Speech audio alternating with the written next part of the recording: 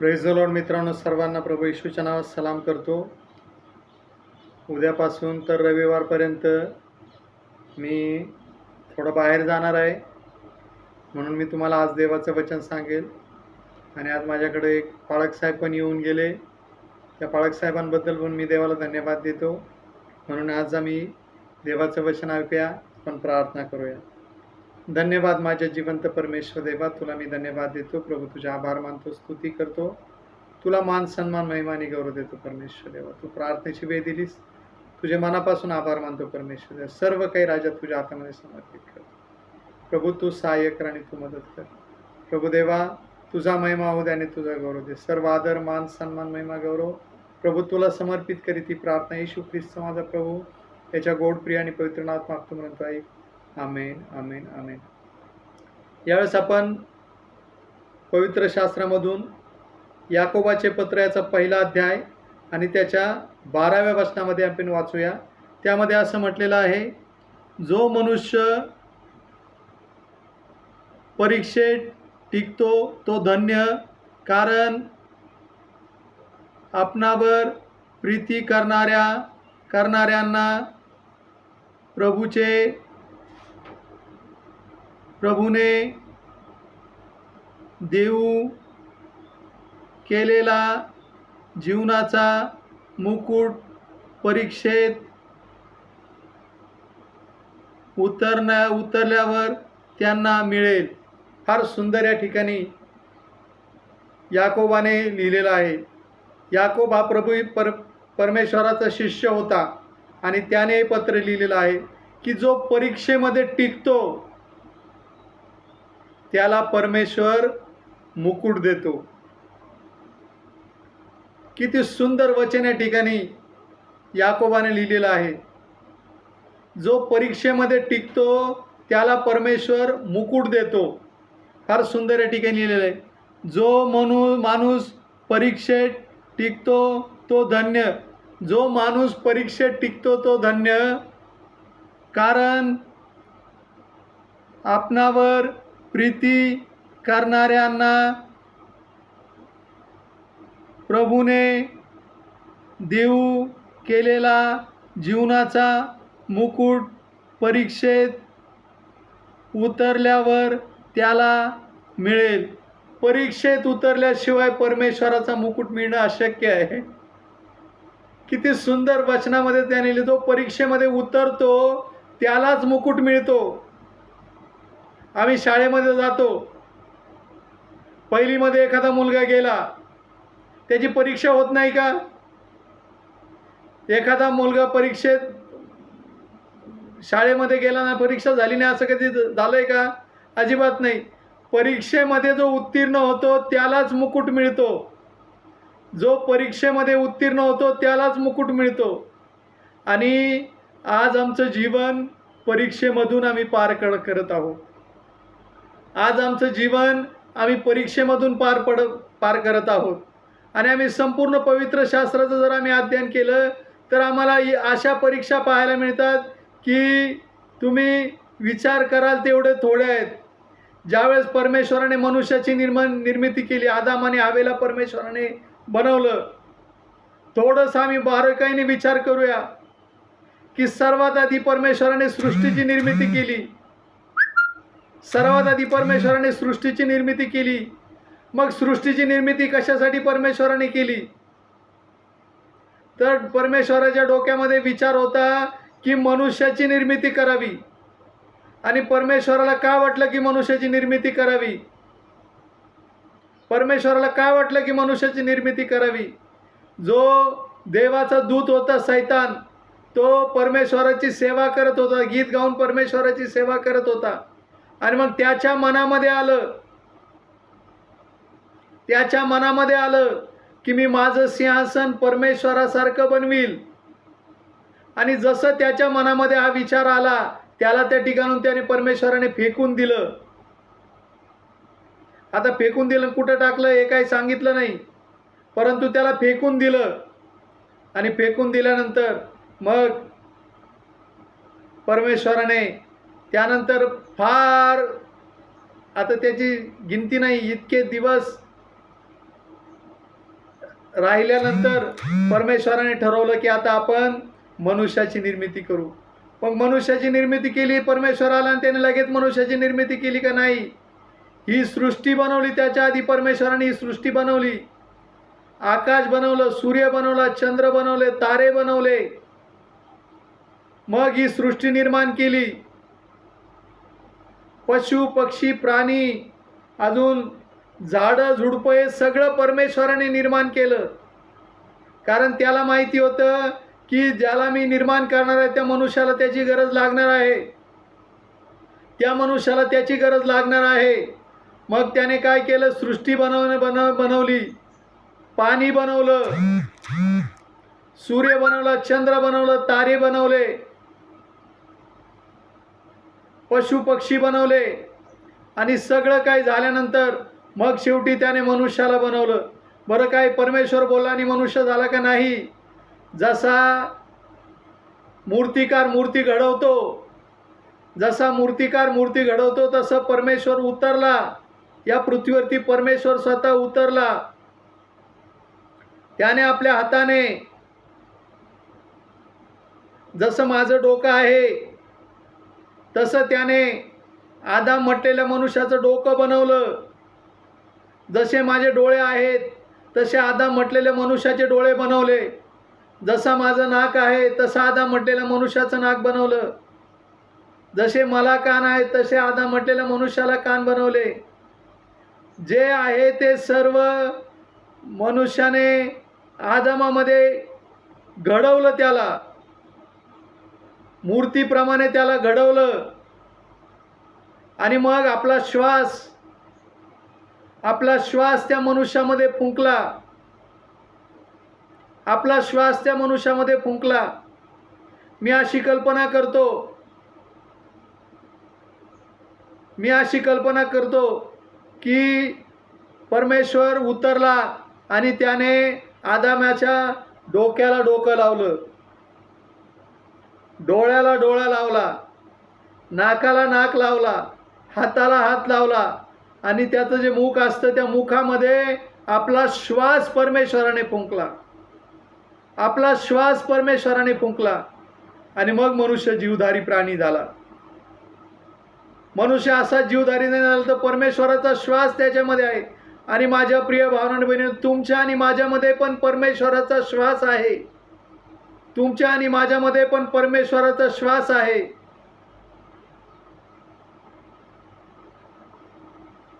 आणि तो श्वास कुठली जात पाहून आमच्यामध्ये येत नाही, कुठला धर्म पाहून आमच्यामध्ये येत नाही, कुठला पंथ पाहून आमच्यामध्ये येत नाही. तो श्वास हा परमेश्वराचा असतो. आणि परमेश्वराच्या श्वासाला जात नाही, धर्म नाही, पंथ नाही, काहीच नाही.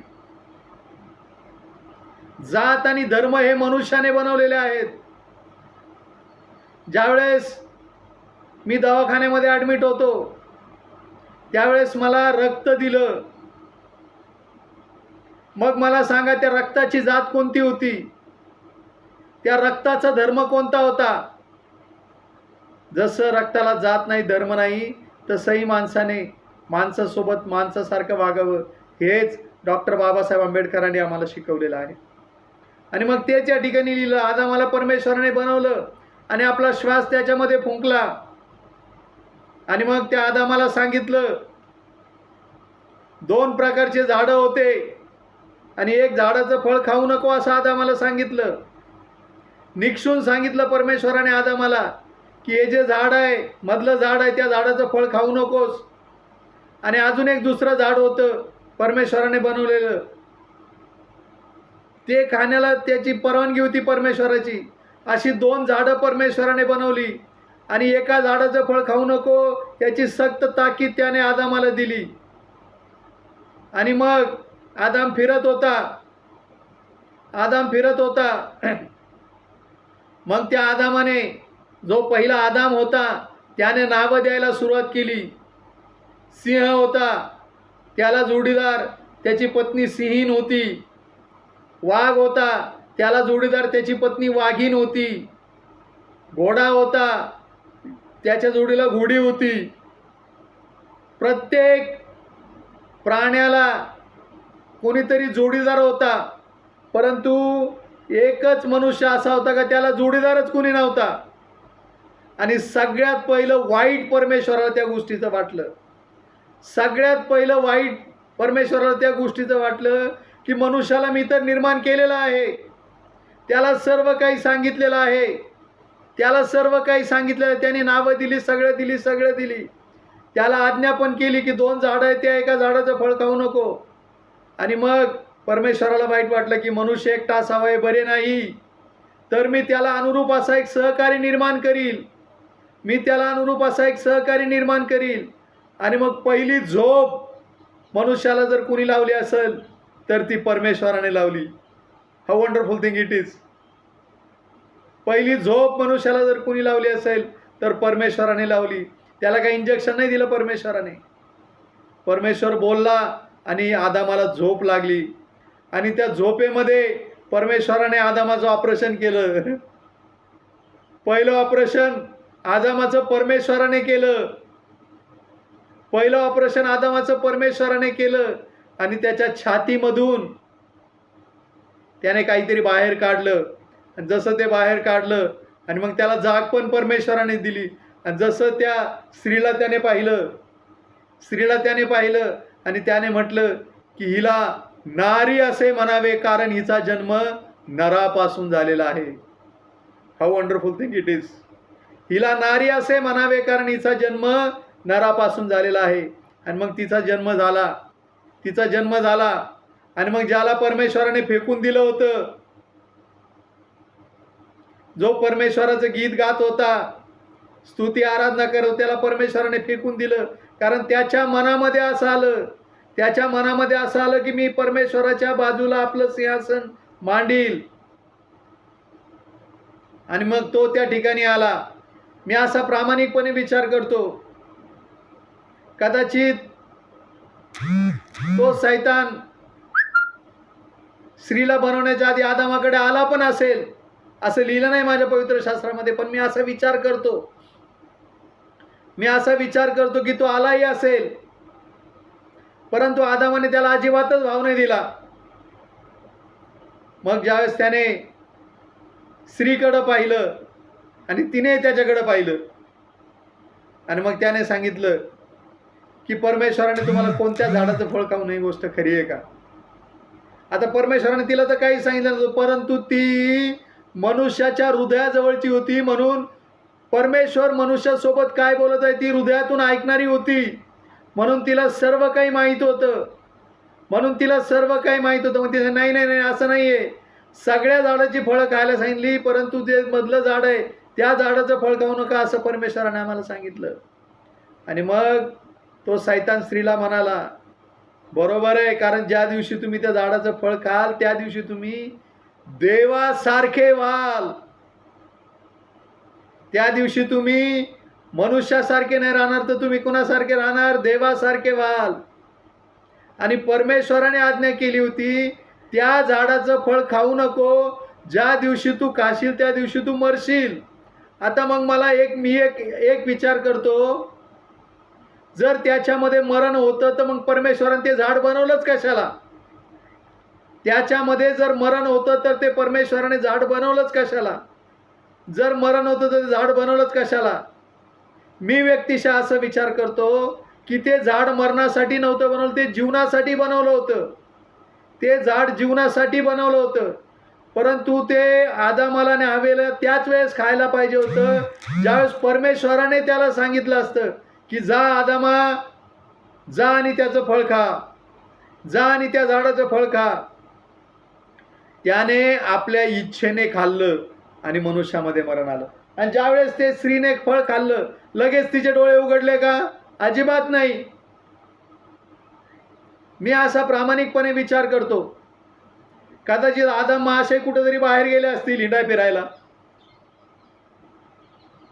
आदम महाशय कुठेतरी हिंडा फिरायला गेले असतील आणि ती एकटीच घरी असेल. आणि त्याच वेळेस शैतान तिच्यासोबत बोलला. आणि मग तिने अर्ध फळ तोडून खाल्लं.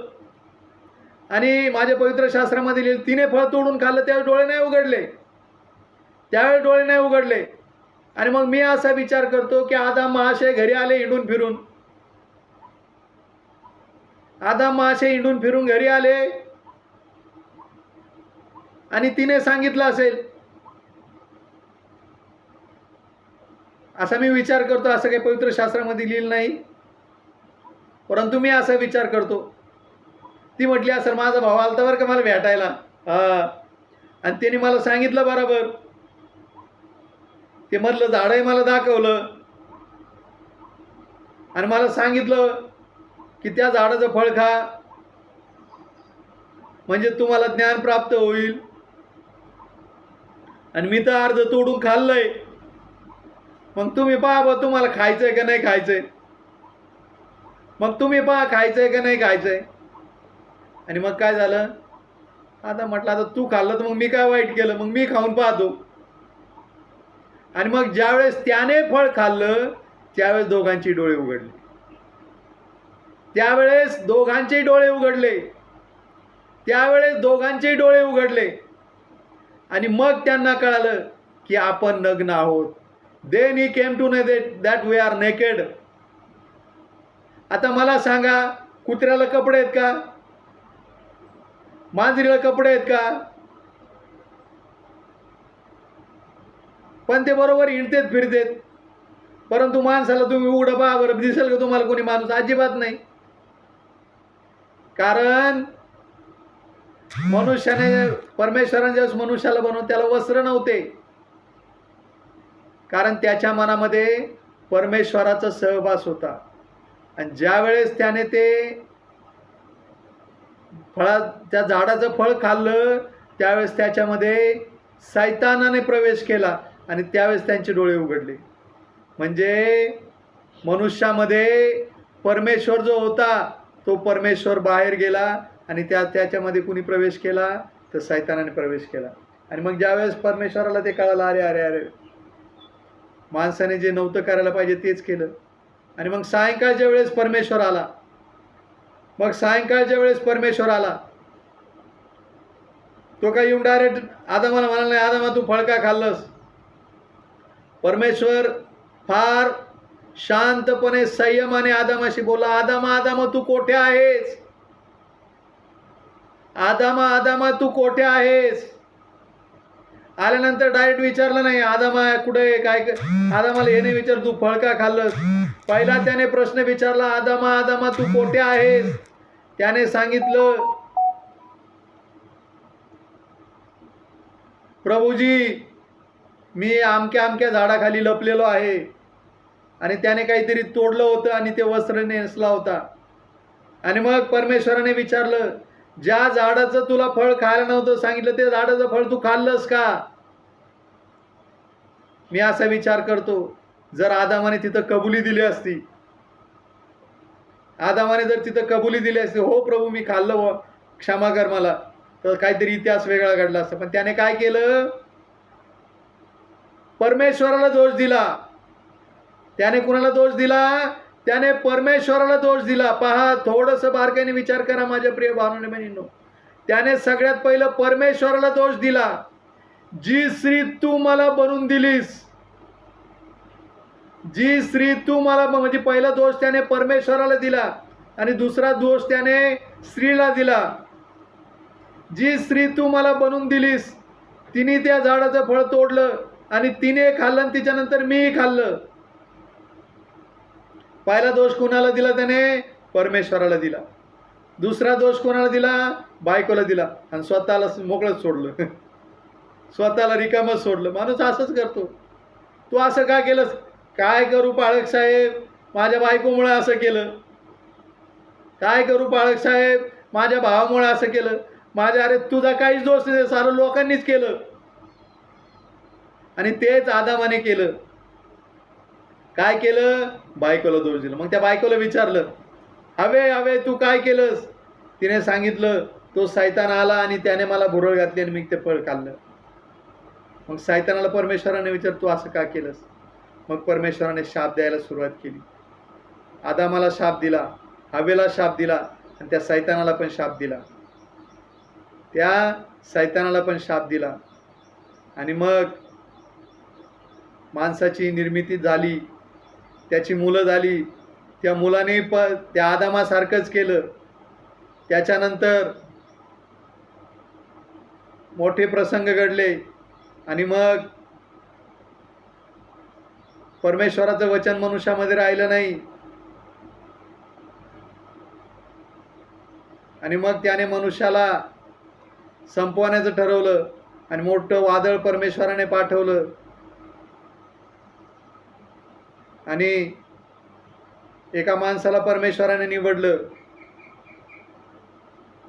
त्याला सांगितलं आणि त्याने तारव बनवलं. तो, त्याची मुलं, त्याची पत्नी ते त्या तारवात गेले. वाघ, सिंह सगळे घेऊन. त्यावेळी तारव कधी बनवला नव्हता, पण त्याने तारव बनवला आणि मग खूप पाऊस झाला, लोक मेले आणि जे जहाजामध्ये होते ते वाचले. आणि मग त्या माणसाने पण जे नको तेच केलं. 3 मुलं होते त्याचे.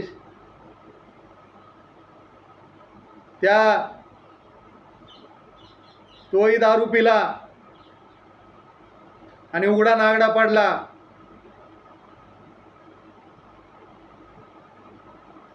तो भरपूर इतिहास आहे, तो नाही सांगत मी तुम्हाला आता. आणि मग मनुष्याची निर्मिती परमेश्वराने केली. आणि मग तुम्हाला सांगतो माझ्या प्रिय भावांनो आणि बहिणींनो, आम्ही याकोबाच्या पत्रामध्ये वाचल्या या गोष्टी की जो माणूस परीक्षेत टिकतो तो धन्य. आणि मग मनुष्य जो परमेश्वराने बनवला होता तो पण मनुष्य परमेश्वराच्या परीक्षेत टिकला नाही. आणि मग दुसरा एक मनुष्य आम्ही पाहतो जुन्या करारामध्ये. दुसरा एक मनुष्य पाहतो आम्ही जुन्या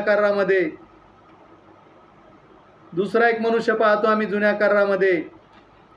त्याचं नाव अब्राहम. मला असं वाटतं उत्पत्तीचं पुस्तक याचा 12व्या अध्यायामध्ये असं म्हटलेलं आहे की आदामाला स्वतः परमेश्वराने दृष्टांत दिला. परमेश्वर येऊन अब्रामासोबत बोलला आणि अब्रामाला म्हटला, आपलं गाव सोड, आपल्या पित्याचं घर सोड आणि मी तुला सांगतो त्या देशामध्ये तू जा आणि मग मी तुझ्यापासून मोठं राष्ट्र निर्माण करील. वाचूया आपण ते देवाचं वचन. उत्पत्ती याचा 12वा अध्याय आणि 1 ते 4 वचन. त्यामध्ये असं म्हटलेलं आहे, परमेश्वराने अब्रामाला सांगितले, तू आपला देश, आपले नातेवाईक व आपल्या बापाचे घर सोडून मी दाखवील त्या देशात जा. मी तुझ्यापासून मोठे राष्ट्र निर्माण करील. मी तुला आशीर्वाद देईल, तुझे नाव मोठे करील, तू आशीर्वादित होशील. तुझे जो अभिष्ट चिंतील त्याचे मी अभिष्ट करील व तुझे जे अनिष्ट चिंतील त्याचे मी अनिष्ट करील. तुझ्याद्वारे पृथ्वीवरील सर्व कुळे आशीर्वादित होतील. परमेश्वराच्या आज्ञेप्रमाणे अब्राम निघून गेला व त्याच्याबरोबर लोटही गेला. हारान इथून निघतेवेळी अब्रामाचे वय 75 वर्षाचे होते. 75व्या वर्षी परमेश्वर अब्रामाशी बोलला आणि त्याला सांगितलं, मी तुझ्यापासून एक मोठं राष्ट्र तयार करील. जे तुझं कल्याण करतील त्यांचं मी कल्याण करील. जे तुझं अनिष्ट चिंततील त्यांचं मी अनिष्ट करील. परमेश्वर अब्रामाशी बोलला आणि अब्रामाला सांगितलं की मी सांगतो त्या देशामध्ये तू जा. फक्त अब्रामाला सांगितलं होतं लोटाला सांगितलं नव्हतं बरं का, ध्यानात घ्या. परंतु आपल्या भावाचा एकुलता एक मुलगा आहे म्हणून अब्रामाचं प्रेम, चुलत्याचं प्रेम पुतण्यावरती होतं. आणि मग त्याने लोटाला पण सोबत घेतलं. आणि मग ते एका ठिकाणी गेले. परमेश्वर स्वतः अब्रामाशी बोलला. परमेश्वर स्वतः अब्रामाशी बोलला. मी जे तुम्हाला देवाचं वचन सांगितलं त्यामध्ये फार सुंदर लिहिलेलं आहे. त्यामध्ये फार सुंदर लिहिलेलं आहे, जो परीक्षेत पास होतो त्याला जीवनाचा मुकुट आहे. मग अब्राम त्या ठिकाणी अब्रामाला परमेश्वराने बोलवलं आणि मग परीक्षेचा काळ त्याचा आला.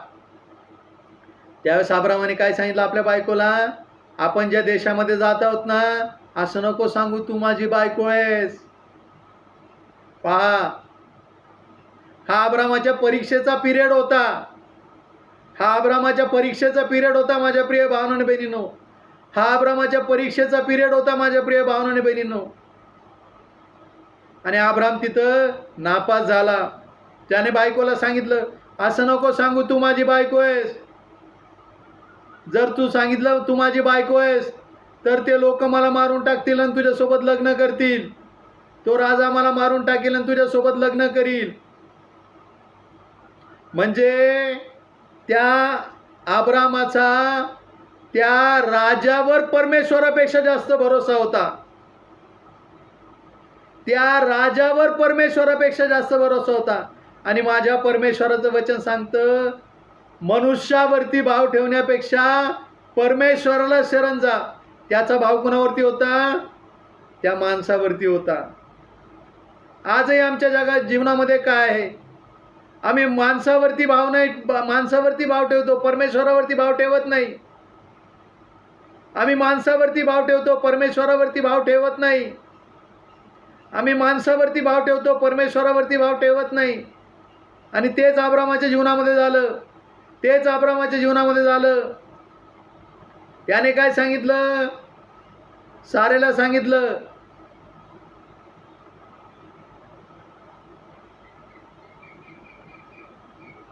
तू सांगू नको की तू माझी बायको आहेस. जर तू सांगशील तर ते मला मारून टाकतील आणि मग तुझ्यासोबत लग्न करतील.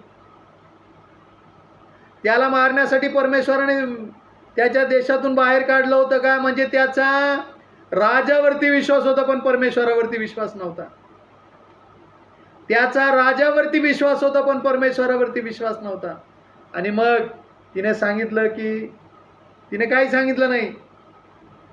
आणि त्या राजाला सांगितलं की ती माझी काय नातं सांगितलं ती आहे. आणि मग राजाने तिला आपल्या घरी नेलं. ती दिसायला फार सुंदर होती. आणि मग त्याच्या जीवनामध्ये फार दुःख आणि कष्ट आलं. आणि मग त्याला कळालं की ही त्याची पत्नी आहे. मग त्याला कळालं की त्याची पत्नी आहे. आणि मग त्याने सांगितलं, बाबा तुम्हाला सांगितलं पण तुझी बहीण नाही तर तुझी कोण आहे? बायको आहे. तुम्ही इथून आता काय करा, निघून जा इथून. त्याला निघून जायला सांगितलं. आणि मग निघून गेल्यानंतर अब्रामाला दुसरा मुलगा झाला. त्याचं नाव इसहाक. त्याचं नाव इसहाक. त्याच्या अगोदर अब्रामाला मुलगा झाला. त्याच्याविषयी आपण नंतर पाहू.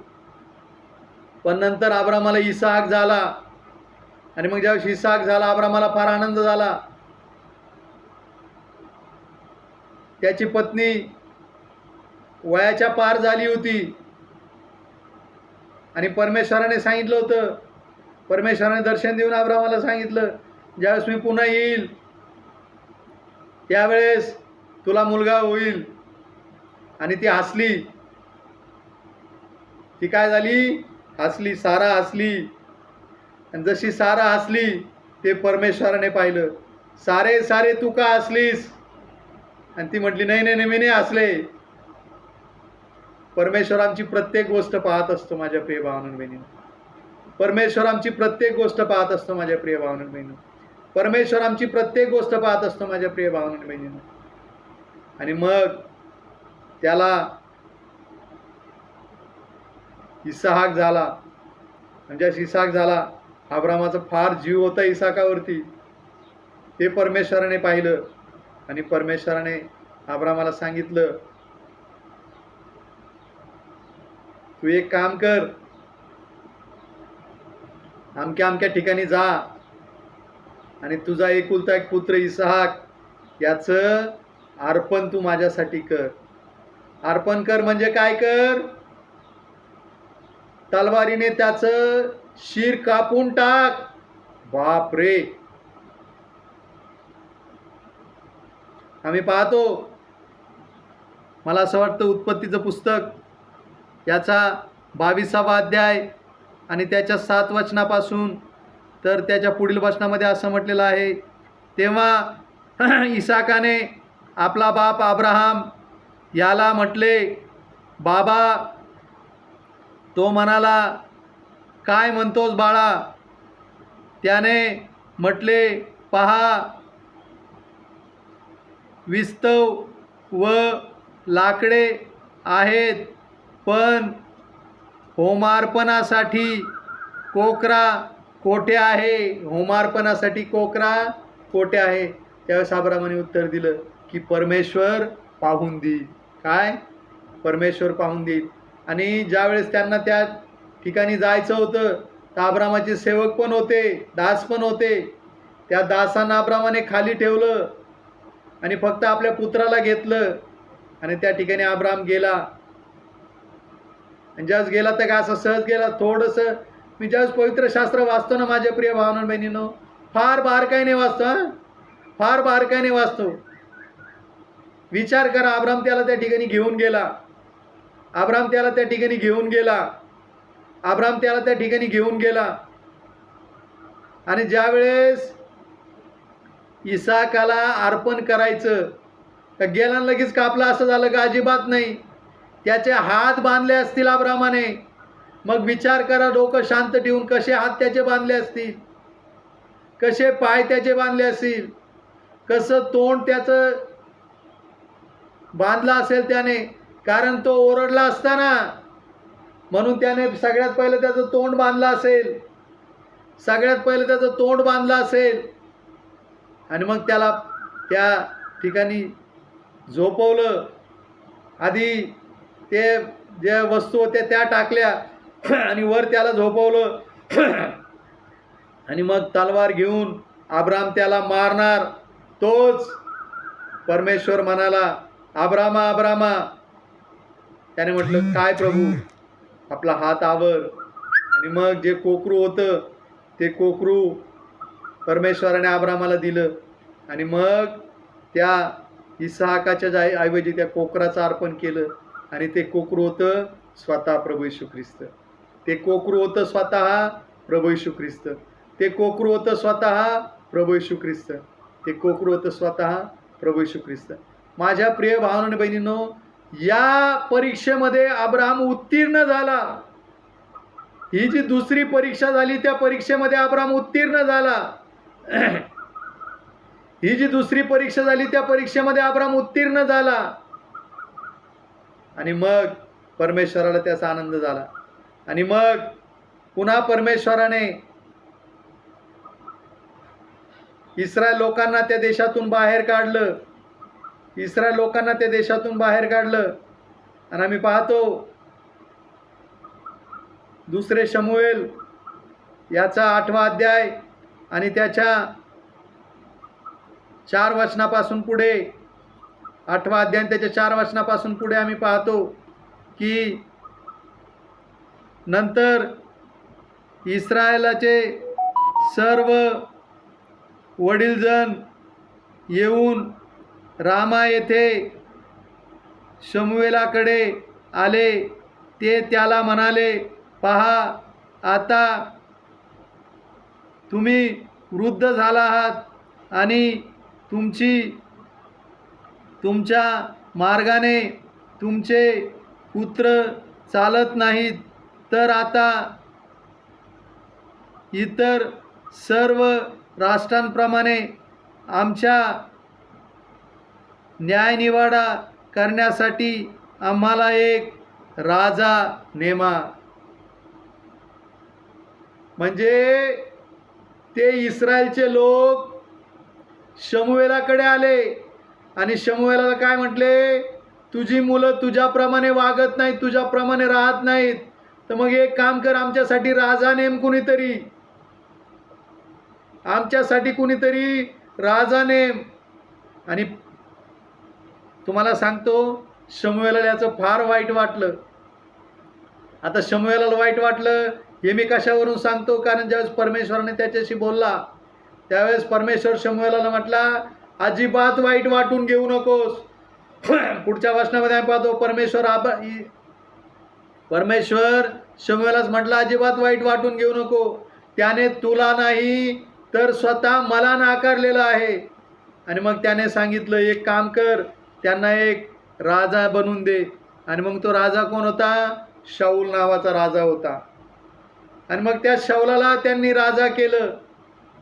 तो शाऊल पण परमेश्वराच्या इच्छेप्रमाणे चालला नाही. मूर्ती पूजा तो करू लागला, दुष्कर्म करू लागला, वाईट कर्म करू लागला, त्यालाही परमेश्वराने नाकारलं. त्याच्यानंतर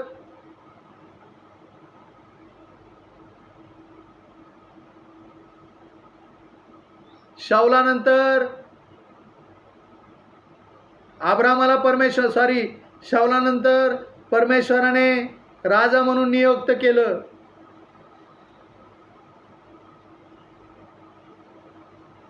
शाऊलानंतर परमेश्वराने राजा म्हणून नियुक्त केलं दाविदाला परमेश्वराने राजा म्हणून नियुक्त केलं. परंतु दाविदही त्याची परमेश्वराने निवड केली. परंतु आम्ही पाहतो की राजे लोक युद्धाच्या मोहिमेत जातात, त्यावेळेस दावीद आपलं सैन्य तर पाठवलं, पण स्वतःच घरी राहिला. पवित्र शास्त्रामध्ये फार सुंदर लिहिलेलं आहे, राजे लोक युद्धाच्या मोहिमेत जातात, त्यावेळेस शाऊल घरीच राहिला.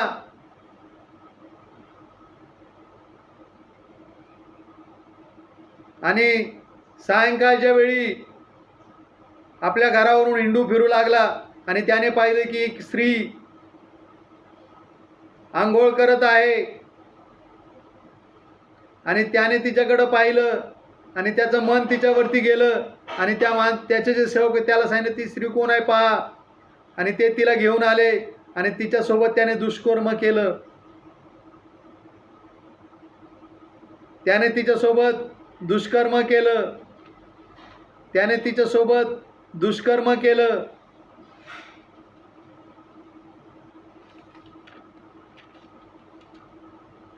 त्याने तिच्यासोबत दुष्कर्म केलं. आणि मग ज्यावेळेस परमेश्वराचा सेवक त्या ठिकाणी आला आणि त्याला फार सांगितलं की एक माणसाचं उदाहरण त्याला दिलं. आपल्या शेजारच्या माणसाची शेळी त्याने आणली आणि ती कापली. आणि मग राजा म्हणला, दावीद म्हटला, कोण आहे तो मनुष्य, त्याला माझ्याकडे आणा, त्याला मी शिक्षा दिल्याशिवाय राहणारच नाही. आणि मग त्या देवाच्या सेवकाने सांगितलं, तो मनुष्य तूच आहे, तो मनुष्य तूच आहे. आणि मग त्याने पश्चाताप केला. मग त्याने काय केलं? पश्चाताप केला. माझ्या प्रिय भावांनो बहिणींनो, अब्रामाच्या जीवनामध्ये चुकीची गोष्ट घडली. कोणती चुकीची गोष्ट घडली? ती स्त्री त्याने बायको म्हणून सांगायला पाहिजे, त्याने सांगितलं माझी बहीण आहे. आणि दुसऱ्या वेळेस ज्यावेळेस परमेश्वराने त्याला परीक्षेत टाकलं त्यावेळेस तो खऱ्या अर्थाने पास झाला. माझ्या प्रिय भावांनो बहिणींनो, ज्या वेळेस आम्ही परमेश्वराची सेवा करतो ना, आमच्या जीवनामध्ये पुष्कळ परीक्षा होतात. आणि जो परीक्षेमध्ये पास होतो त्यालाच सार्वकालिक जीवन मिळतं, हे पवित्र शास्त्रामध्ये लिहिलेलं आहे. त्यालाच सार्वकालिक जीवन मिळतं, हे पवित्र शास्त्रामध्ये लिहिलेलं आहे. त्यालाच सार्वकालिक जीवन मिळतं, हे पवित्र शास्त्रामध्ये लिहिलेलं आहे. याकोबाच्या पुस्तक 1 अध्याय आणि 12 वचनामध्ये जो परीक्षेत उत्तीर्ण होतो त्याला सार्वकालिक जीवन मिळतं. अब्राम देखील परीक्षेत उत्तीर्ण झाला. पहिल्या परीक्षेत नापास झाला, मग दुसऱ्या परीक्षेमध्ये उत्तीर्ण झाला. आणि तुम्हाला सांगतो, शाऊल तो नापासच राहिला. त्याच्यानंतर दुसरा राजा नियुक्त केला.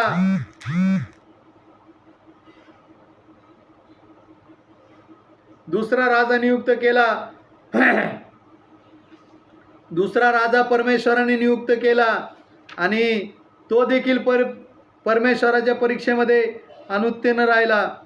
तो देखील दावीद देखील परमेश्वराच्या परीक्षेमध्ये अनुत्तीर्ण राहिला. परंतु त्याने काय केलं? पश्चाताप केला. पश्चाताप केला. त्याच्यानंतर त्याचा मुलगा आला, तोही परीक्षेमध्ये पडला. आणि जेवढे शिष्य होऊन गेले प्रभू येशू ख्रिस्ताचे तेही परीक्षेमध्ये पडले. आणि माझ्या प्रिय भावांनो बहिणींनो, परमेश्वराने आम्हाला शिकवलेलं आहे, सांगितलेलं आहे की परीक्षेमध्ये उत्तीर्ण व्हावं म्हणून प्रार्थना करा. आणि तुम्हाला सांगतो, प्रभू येशू ख्रिस्त देखील परीक्षेमध्ये पडला. ज्यावेळेस प्रभू येशू ख्रिस्ताला देवाचं वचन लोकांना शिकवायचं होतं, सैतानाने त्याची परीक्षा घेतली. आम्ही पाहतो, सैतानाने त्याची परीक्षा घेतली. मत्तेकृत शुभवर्तमान 4 अध्याय 1 पासून 11 वचनापर्यंत सैतानाने त्याची परीक्षा घेतली. आणि तिथंही स्वतः प्रभू येशू ख्रिस्त उत्तीर्ण झाला. जगामध्ये जेवढे देवाचे सेवक होऊन गेले त्या प्रत्येक सेवकाची परीक्षा झालेली आहे. आणि जो परीक्षेमध्ये उत्तीर्ण होतो ना, त्याला सार्वकालिक जीवने वतन मिळतं.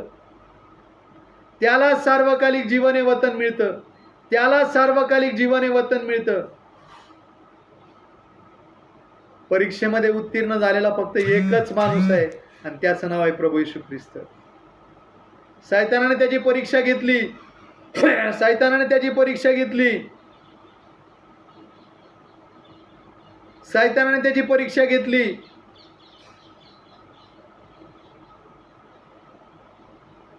सुवार्थ प्रसाराला सुरुवात करण्या अगोदर सैतानाने त्याची परीक्षा घेतली.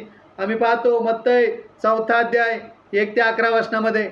आणि पुन्हा ज्यावेळेस प्रभू येशू ख्रिस्ताला वधस्तंभावरती जायचं होतं ना, त्यावेळेस देखील आम्ही पाहतो लूका शुभवर्तमान याचा 22 अध्याय आणि 31 ते 43 वचनामध्ये असं म्हटलेलं आहे, प्रभू येशू ख्रिस्त त्या ठिकाणी गेला आणि परमेश्वराकडे प्रार्थना करत होता, प्रभू शक्य असेल तर हा प्याला माझ्यापासून दूर कर, तरी माझ्या इच्छेप्रमाणे नको तर तुझ्या इच्छेप्रमाणे होऊ दे.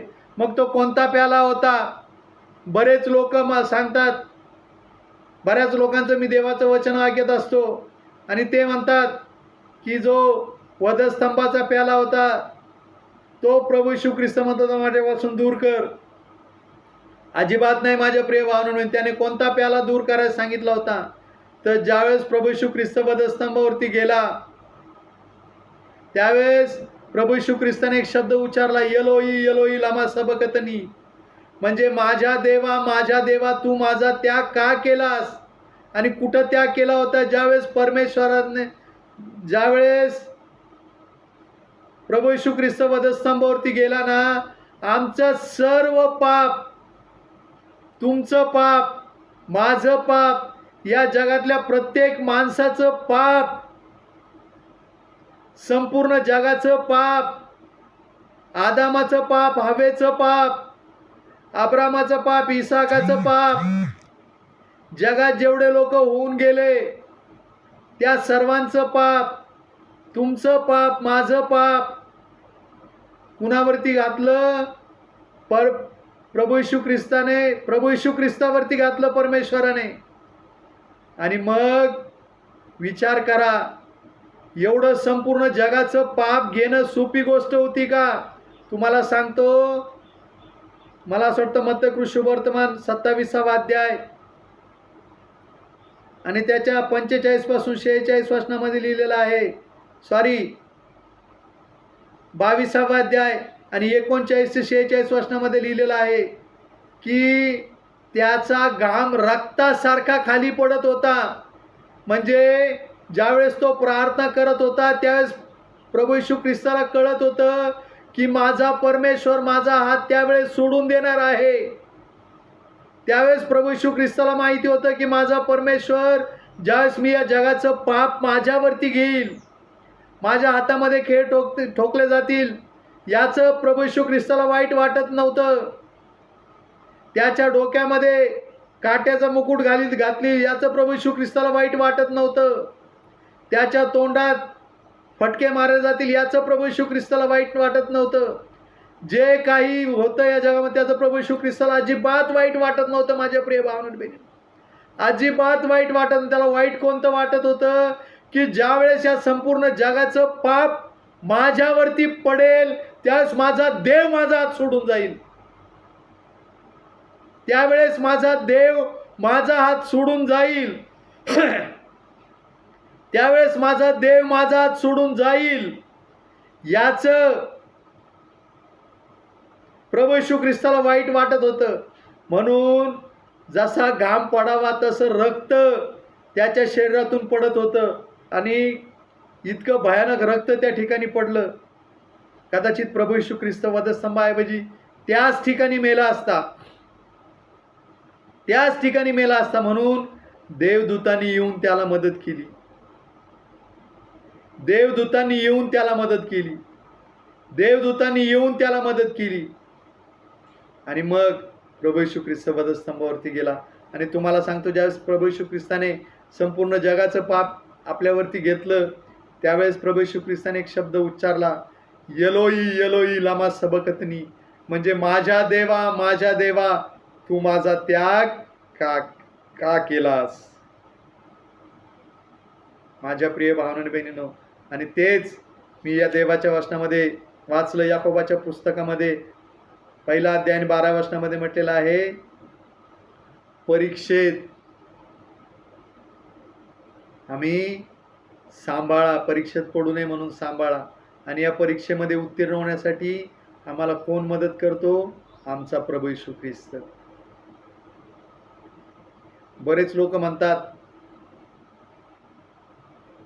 मी परीक्षेमध्ये नाही पडत, परंतु जगात असा एकही मनुष्य नाही की तो परीक्षेत पडला. मी तुम्हाला सांगितलं अब्राहमापासून तर सगळे लोक परीक्षेत पडले आणि नापासच झाले सगळे, परंतु जगातलं एकच मनुष्य परीक्षेमध्ये पडला पण आणि पास पण झाला, त्याचं नाव प्रभू येशू ख्रिस्त.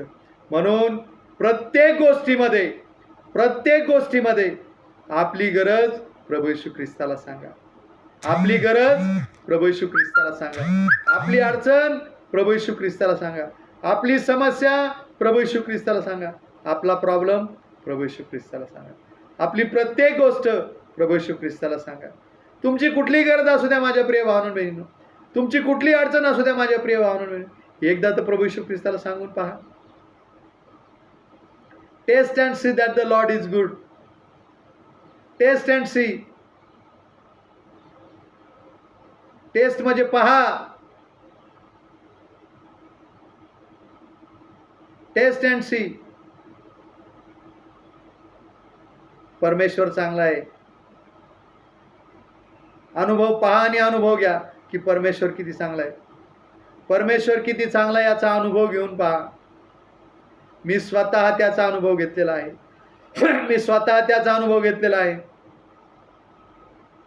बऱ्याच गोष्टी मला अजिबात आठवत नाही.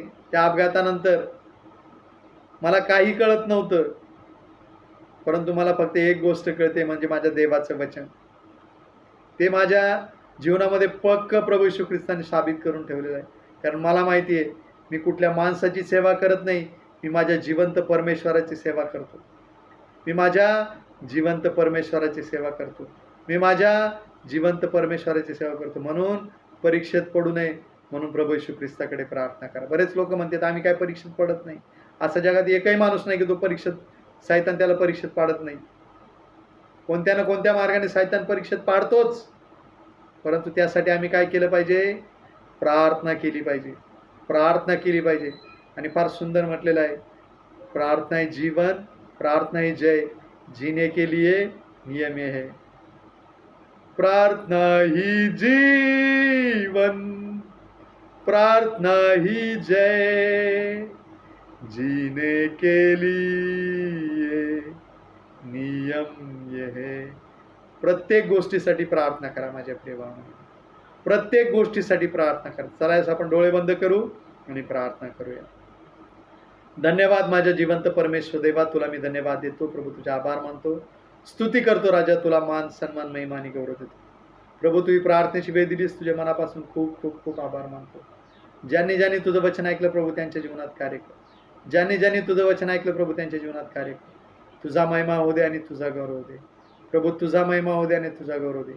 येशू ख्रिस्त माझा प्रभू याच्या गोड प्रिय पवित्र नामात प्रार्थना केली म्हणून तू ऐक. आमेन आमेन आमेन. आणि आता सर्व समर्थ देव जो परमेश्वराची प्रीती, प्रभू येशू ख्रिस्ताची कृपा आणि पवित्र आत्मे सुखदायी सहभागिता माझ्याबरोबर, आपणाबरोबर जे नंतर ऐकतील त्यांच्याही बरोबर आता आणि सदा सर्वदा असो. आमेन आमेन आमेन. माझ्या प्रिय भावना तो 73 87 35 93 44 73 87 35 93 44 हा माझा नंबर आहे. ज्यांना परमेश्वरासाठी पेरणी करण्याची इच्छा असेल त्यांनी या नंबरवरती पेरणी करू शकता. देवबाप तुम्हाला आशीर्वाद देव. धन्यवाद.